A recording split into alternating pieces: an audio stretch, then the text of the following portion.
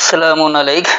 یہ ایک اہم سوال آیا ہوا ہے کہ کیا کوئی انسان بھی انسان کا گوشت کھاتا ہے؟ تو اللہ نے ایسی مثال کیوں دی؟ اس آیت کی حقیقت کیا ہے؟ آئیے آج ہم اسی کو سمجھتے ہیں کہ ہاں بات کیا ہو رہی ہے۔ تو اس کے لیے سورہ الحجرات اور اس کی آیت نمبر 49 کی 12 پہلے آپ کے سامنے مروجہ روایتی ترجمہ پیش کر دوں گا، اس پر جو اعتراضات ہیں مختصراً وہ بتاؤں اور پھر اس کے بعد اس کی حقیقی فہم کو پہنچیں گے اور اس وضاحت میں آپ کو آپ کے سوال کا جواب بھی مل جائے گا۔ اے مومنو، بہت سے گمانوں سے بچو، بے شک بعض گمان گناہ ہوتے ہیں، اور ایک دوسرے کے ٹٹول میں نہ رہا کرو، اور تم میں سے کوئی ایک دوسرے کی غیبت نہ کرے۔ کیا پسند کرتا ہے تم میں سے کوئی کہ وہ اپنے مردہ بھائی کا گوشت کھائے؟ تو تم اس سے گھن کرو گے، اور اللہ سے ڈرو، بے شک اللہ توبہ قبول کرنے والا ہے، نہایت مہربان ہے۔ یہ ہے مروجہ روایتی ترجمہ۔ اس میں بالکل واضح طور پر یہ نظر آ رہا ہے کہ ایک تو مومنوں سے کہا جا رہا ہے کہ گمان سے بچو، اور گمان جو وہ گناہ بھی ہے۔ پھر غیبت سے منع کیا جا رہا ہے کہ ایک دوسرے کی غیبت نہ کرو اور نہ اس کے تلاش میں رہا کرو، اس کے ٹٹول میں رہا کرو، کیونکہ اگر اس کی مثال کے طور پر بتایا جا رہا ہے کہ کیا تم کوئی ایک یہ چاہے گا، یہ محبت کرے گا کہ وہ اپنے مردہ بھائی کا گوشت کھائے؟ یقیناً تمہیں اس سے کراہیت ہوگی۔ پھر کہہ رہے بے شک اللہ توبہ قبول کرنے والا، رحم کرنے والا ہے۔ تو کیا کوئی زندہ انسان کا گوشت کھاتا ہے کہ مردہ بھائی کا گوشت؟ غیبت میں مردہ کا کہہ رہے ہیں مرنے کے بعد نہ کھائے، کہ زندہ میں کھا سکتے ہیں؟ تو یہ ایسے سوالات اٹھتے ہیں اس میں۔ سب سے پہلے تو گمان سے منع کیا، گمان کیا ہے؟ اب دیکھیں ہمارے یہاں بعض افراد کسی کے ایک جملے کو سن کر یا کوئی ایک بات سن کر اس پر گمان کر بیٹھتے ہیں کہ فلاں ایسا ہے، فلاں ایسا، اس کی تہہ تک نہیں پہنچتے، اس بات کو اچھی طرح سے سمجھتے نہیں ہیں، تو اس گمان میں بدگمانی کا شکار ہو جاتے ہیں اور پھر اس کی بدنامی کرتے ہیں۔ پہلے میں اس کا آپ کو لفظی ترجمہ صحیح بتا دوں، پھر اس کے بعد اس کی وضاحت کرتا ہوں تو اس میں ساری باتیں آ جائیں گی۔ یا ایھا الذین آمنو، اے ماننے والے لوگوں، اجتنبوا کثیرا من الظن، اجتناب کرو بہت سے خاص گمان سے۔ ظن گمان کو کہا جاتا ہے جو آپ اپنے طور پر ذہن میں بٹھا لیتے کہ فلاں شخص ایسا ہوگا، یا فلاں خاندان ایسا ہے، یا فلاں قوم ایسی ہے، تو یہ گمان ہوتا ہے، ضروری نہیں کہ وہ حقیقت ہو۔ تو اس لیے اللہ کہہ رہا ہے کہ اجتناب کرو، یعنی بچو، یہ جو تم بہت سے گمان ایسے کر لیتے ہو، ان گمانوں سے بچا کرو۔ اس گمان کے بجائے اس کی شخصیت کا جائزہ لے لو، اس کے کردار کو پرکھو، دیکھو، کیا پتہ وہ جس وقت تم نے دیکھا اس وقت کی بات کچھ اور ہو، اس وقت کیا ماحول ہو، کس پیرائے میں بات ہو رہی ہو، تمہیں اس کا اندازہ نہیں کر پا، تم نے ایک گمان قائم کر لیا۔ تو ان بعض الظن اسم، بے شک بعض خاص گمان نقصان دہ ہے، اسم کہتے ہیں نقصان کو۔ ولا تجسسوا، اور تم تجسس نہیں کرو، تم اس کھوج میں نہیں رہو، تم اس جاسوسی میں نہیں رہو۔ ولا یغتب بعضکم بعضا، اور نہ تم چھپاؤ تمہارے بعض کو۔ اب انہوں نے یغتب کا ترجمہ غیبت کر دیا، جبکہ یہ غیبت نہیں ہے۔ یغتب کا مادہ وہی غائب والا ہی ہے، پوشیدگی میں، چھپے ہوئے میں تم اس طرح کے تجسس نہ کرو تمہارے بعض کے۔ پھر اس کے بعد مثال کے طور پر کہا کیا تم یہ محبت کرو گے تم میں سے کوئی ایک؟ ایحب احدکم، کیا یہ محبت کرے گا کوئی ایک تم میں سے؟ این یاکل، یہ کہ وہ حاصل کر کے برتے، لحم اخیہ میتن، لحم کہتے ہیں پیوستگی کو، میتن مردنی، اور اخی ہم مقصد۔ تو کیا اپنے ہم مقصد کے لیے تم یہ حاصل کر کے برتنا چاہو گے کہ اس کی جو پیوستگی ہے وہ مردہ ہو؟ فکرہتموہ، پس تم اس سے کراہیت کرو گے۔ واتقوا اللہ، اور اللہ کے پابند ہو جاؤ۔ ان اللہ تواب رحیم، بے شک اللہ متوجہ ہونے والوں کو رحم کرنے والا ہے، یا رحم سے متوجہ ہونے والا ہے۔ مرکب توصیف یہ تواب الرحیم، تواب کا مادہ توبہ یعنی تاب متوجہ ہونا، پلٹنا، توبہ کرنا، اور رحیم کا مادہ رحم ہے۔ تو یہ تو تھا اس کا لفظی ترجمہ۔ اب اس کو ذرا اچھی طرح سے سمجھیں کہ بات کیا ہو رہی ہے۔ سب سے پہلے اللہ کہہ رہا ہے کہ جو ماننے والے لوگ ہو گئے وہ اب گمان سے جو ہے نا کثرت سے اجتناب کریں، بات بات پر ایک گمان پیدا کر لے کہ ایسا ہوگا ایسا ہوگا، اس سے وہ بچیں، اس سے اجتناب کریں۔ اب آپ اس کی مثال یوں سمجھیں کہ آج قرآن فہمی کا دور ہے، بہت سارے لوگ نئے انداز میں قرآن کو سمجھ رہے ہیں اور بتا رہے ہیں، ان کے سمجھنے کا اصول کیا ہے، کس طرح سے سمجھ رہے ہیں۔ فہم ہر انسان کی مختلف ہے، اپنی اپنی سوچ کے مطابق کرتا ہے، تو وہ جو کچھ اپنے تئیں مضبوط دلیل سمجھ رہا ہے اس کی وضاحت کر رہا ہے یا نہیں، بس یہ دیکھنا ہوتا ہے۔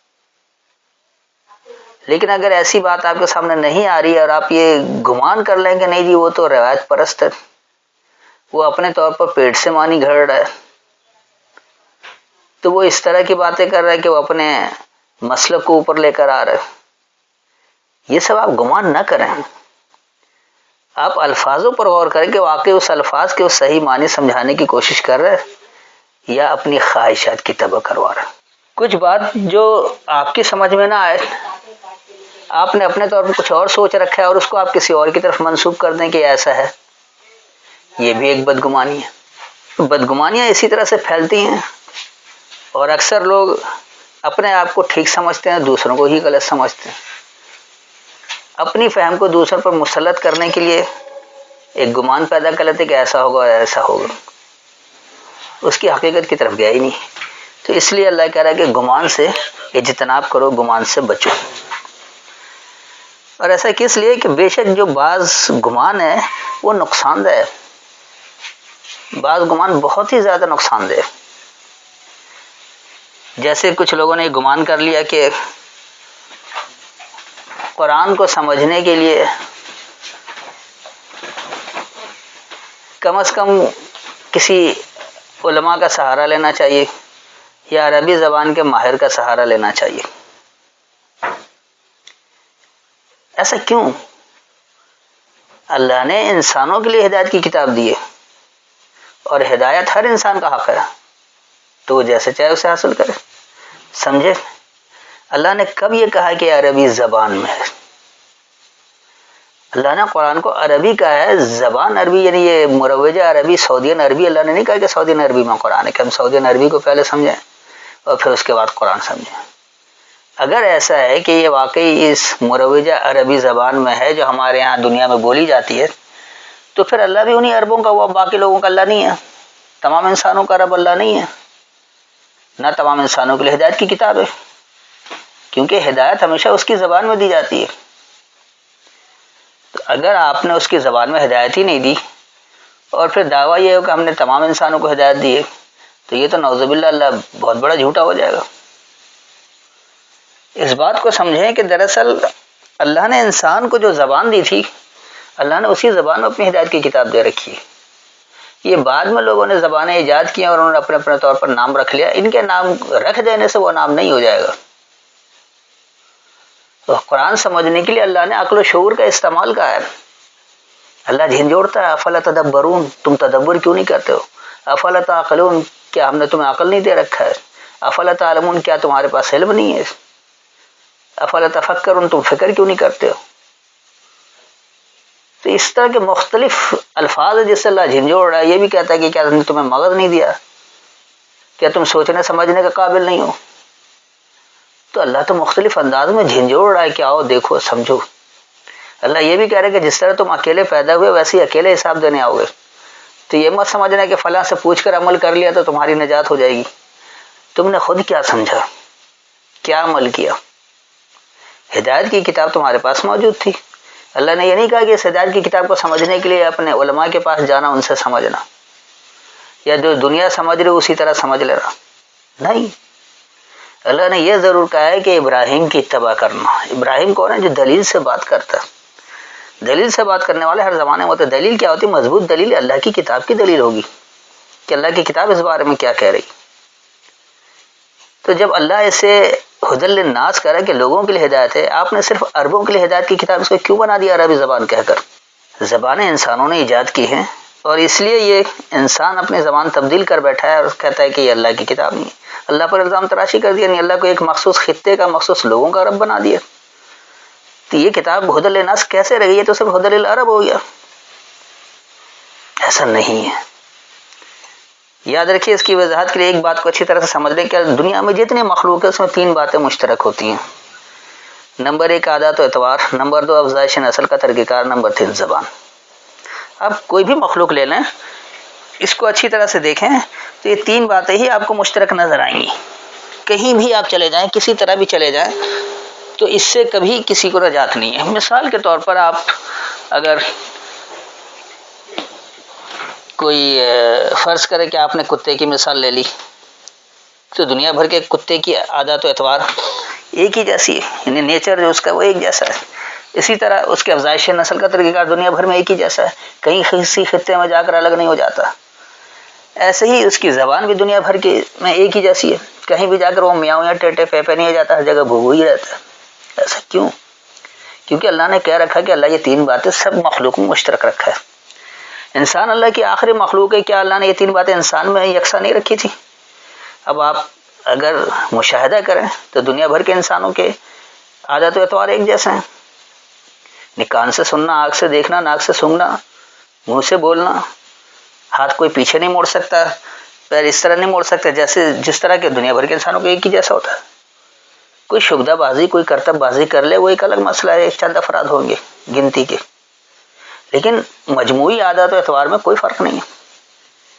ایسے ہی افزائش نسل کا طریقہ کار دنیا بھر کے انسانوں کا ایک جیسا ہے، چاہے وہ امریکی ہو، چاہے سعودین ہو، چاہے پاکستانی ہو، دنیا کے کسی خطے کا ہو۔ تو کیا اللہ نے انسان کو ایک زبان نہیں دیا تھا؟ یہ انسان کی زبان ہر خطے میں آ کر مختلف کیوں ہو جاتی ہے؟ اگرچہ ایسا واقعی اللہ نے کر رکھا ہے، مختلف زبانیں اللہ نے دے رکھی ہیں، تو اللہ کو ہر زبان میں ہدایت کی کتاب دینی چاہیے تھی۔ ایک ایسی کتاب جس کا دعویٰ ہے کہ وہ قیامت تک کے لیے لوگوں کے لیے ہدایت کی کتاب ہے، اور وہ صرف دنیا کی ایک زبان میں ہو، جبکہ وہ دنیا میں ہر جگہ بولی نہیں جاتی، نہ ہر جگہ سمجھی جاتی۔ ایسا نہیں ہے۔ اللہ نے انسان کو جو زبان دیا اسی زبان میں اس نے اپنی ہدایت کی کتاب دی۔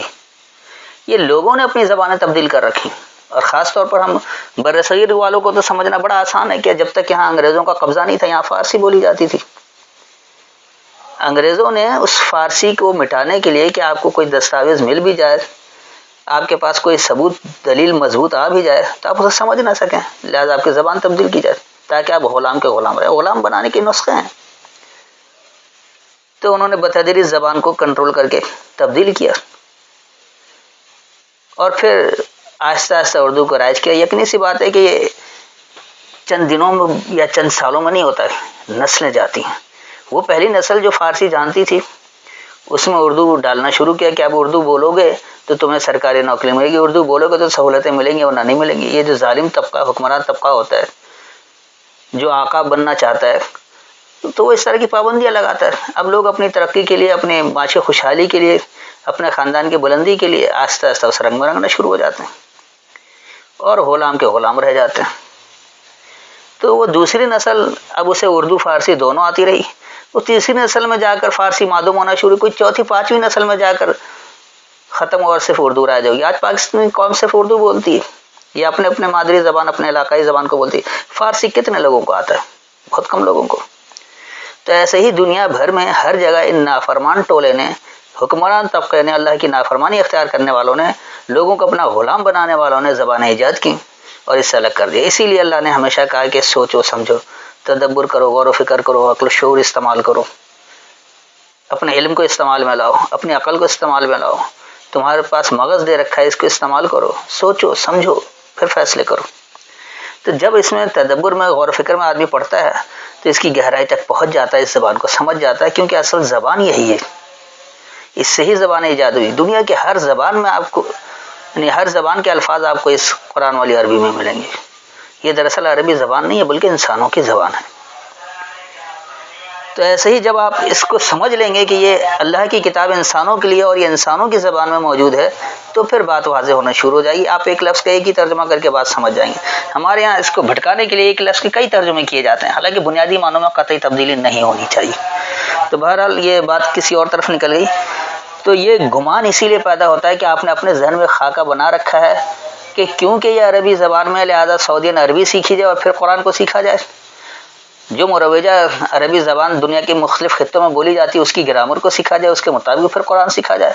تو آپ اللہ کی ہدایت تک نہیں پہنچ سکتے، آپ اللہ کی ہدایت کو سمجھ ہی نہیں سکتے. آپ اسی دائرے میں گھومتے رہتے ہیں، اسی گمراہی میں بھٹکتے رہتے ہیں. تو اس طرح کا گمان کرنا نقصان دہ ہے. پھر اس کے بعد اللہ یہ کہہ رہا ہے کہ تم تجسس نہیں کرو، کسی کے پیچھے تجسس میں نہیں رہو کہ یہ کیا کر رہا ہے، کیوں کر رہا ہے، کس لیے کر رہا ہے. آپ کو اپنا جواب دینا، آپ اپنے عمل کی طرف نظر رکھیں. آپ صرف دوسروں کو بتا سکتے ہیں، پیغام پہنچا سکتے ہیں، وہ مانے یا نہ مانے یہ اس کا اختیار ہے.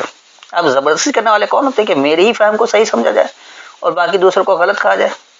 ایسا ہرگز نہیں ہونا چاہیے. سب کو سنو، پھر اپنی عقل و شعور سے یہ فیصلہ کرو کہ کون صحیح ہے، کس بات سے ہدایت ملی ہے، کون سی بات قابل عمل ہے، عمل کر لو اس پر. لیکن اپنی مرضی کو تھوپنا، اپنی بات کو زبردستی منوانا یہ قطعی غلط ہے. اس تجسس میں نہیں پڑے. پھر نہ پوشیدگی پیدا کر تم میں سے بعض کو بعض، اس طرح چھپائے بھی نہیں، یہ بھی نہ کریں، یہ نہ کہیں کہ فلاں غلط کر لہٰذا اس کو نہ سنو، فلاں یہ کر رہا یہ کرو. نہیں، یہ پوشیدگی آپ ہٹا دیں، انسان کو آزاد چھوڑیں. ہر آدمی عقل و شعور رکھتا ہے، وہ اپنی عقل و فہم سے فیصلہ کر کے کس کی بات صحیح ہے، کس کی بات ہدایت کے نزدیک ہے، اس پر عمل کر دے. پھر اللہ یہ مثال بتا رہا ہے کہ کیا تم میں سے کوئی ایک یہ محبت کرے گا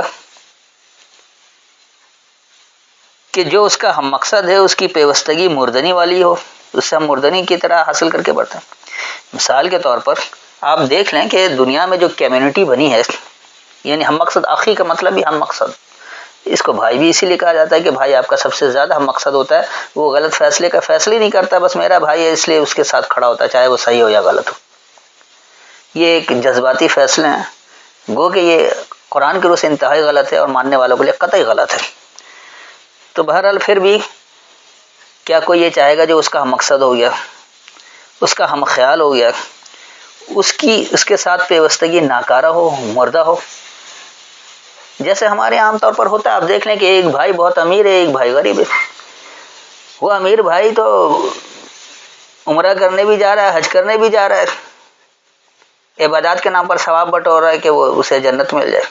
اور اس کا بھائی جو غریب ہے وہ بھوکا مر رہا ہے، اس کے یہاں کوئی دیکھنے والا نہیں، اس کے پاس پہننے کے کپڑے نہیں ہیں، اس کے روزگار کا کوئی مواقع نہیں، بے روزگار ہو رہا ہے، وہاں بدامنی آ رہی ہے، گھر کا ماحول خراب ہو رہا ہے، کہیں وہ دہشت گرد نہ بن جائے، اس کی فکر ہی نہیں ہے. مردہ ہے، اپنے بھائی سے ناکارہ ہے.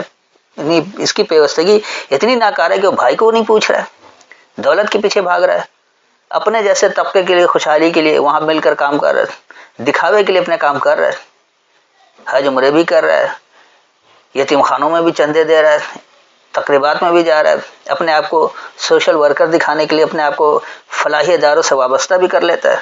لیکن اس کا سگا بھائی جو تڑپ رہا ہے اس کی طرف اس کا خیال ہی نہیں ہے. تو یہ دکھاوا ہے.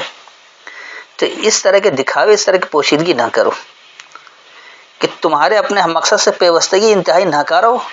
بس کیا تمہیں یہ کراہیت نہیں لگی، تمہیں یہ برا نہیں لگے گا، کیا تم اس سے نفرت نہیں کرو گے؟ کرہ کا مطلب ہی کراہیت ہے، زبردستی نہیں ہوتی ہے، جو آپ کو ناگوار محسوس ہوتا ہے لیکن آپ مجبوراً کر رہے ہوتے ہیں، اس کو کرہ کہا جاتا ہے.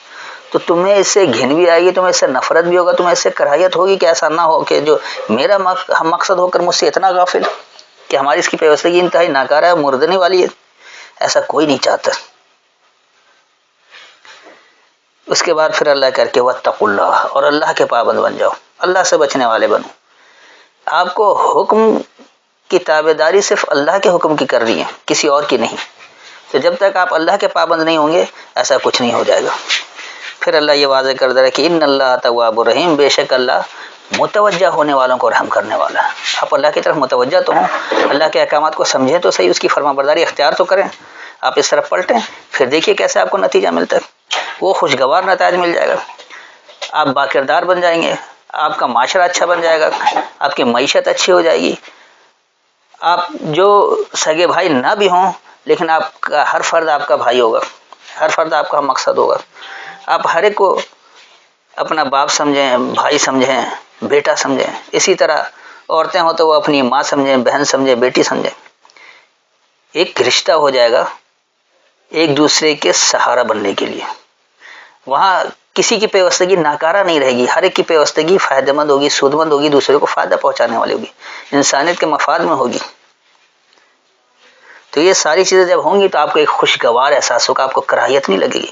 لیکن جب آپ کی پیوستگی انتہائی ناکارہ ہو تو ایک کراہیت محسوس ہوتی ہے کہ دیکھو میرا اتنا قریب رہ کر بھی میرا نہیں چاہتا، چاہے دوست ہو، احباب ہو، کوئی بھی ہو، محلے والے ہوں، قوم برادری والے ہوں، کچھ بھی ہو، سب میں جو پیوستگی ہے وہ ناکارہ نہیں ہونی چاہیے بلکہ بامقصد ہونی چاہیے. اگر ناکارہ ہوگی تو آپ کو خود اس سے کراہیت محسوس ہوگی، لیکن جب آپ بامقصد پیوستگی ہو جائے گی، ایک دوسرے کا خیال رکھیں گے تو ایک خوشگوار احساس ہوگا اور پرامن معاشرہ بن جائے گا، لا خوف علیہم ولا هم يحزنون والی کیفیت بن جائے گی.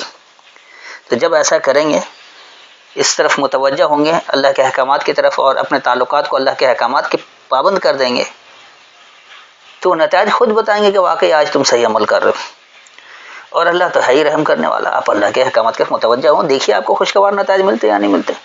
اگر آپ اس کے احکامات کو نہیں سمجھیں گے، اس کے مطابق آپ عمل نہیں کریں گے، آپ اپنے دنیاوی مفاد کو مد نظر رکھیں گے، آپ اپنے دکھاوے کے لیے کام کرتے رہیں گے اور آپ صرف اپنے نام و نمود کے لیے، اپنی بڑائی کے لیے، اپنے آپ کو رہنما بننے کے لیے سب کام کرتے رہیں گے، تو وہ ایک دکھاوا ہے اور دکھاوے کا نتیجہ کبھی اچھا نہیں ہوتا. اس کے نتائج ہمیشہ سب کے لیے برے ہوتے ہیں. کچھ لوگ ذاتی مفاد تو حاصل کر سکتے ہیں لیکن اس میں قومی مفاد نہیں ہوتا، انسانیت کا مفاد نہیں ہوتا، لہذا معاشرہ اچھا نہیں بنتا. معاشرہ وہی جل رہا ہے، بدامنی کے آگ میں جل رہا ہے، معاشی تنگحالی ہے، بدحالی ہے، بدترین معاشرہ ہے، دہشت گردی پھیل رہی ہے. تو آپ اللہ کی طرف متوجہ ہو جائیں اور اللہ جو ہے وہ متوجہ ہونے والوں کو انتہائی رحم کرنے والا ہے. تو یہ تھی اس کی مکمل وضاحت. میرے خیال میں مزید کوئی تشنگی نہیں ہوگی. اگر پھر بھی کوئی بات سمجھ میں نہ آئی ہو، کوئی بات ذہن میں چبھ رہی ہو تو حوالہ دے کر دوبارہ سوال کر سکتے ہیں. السلام علیکم.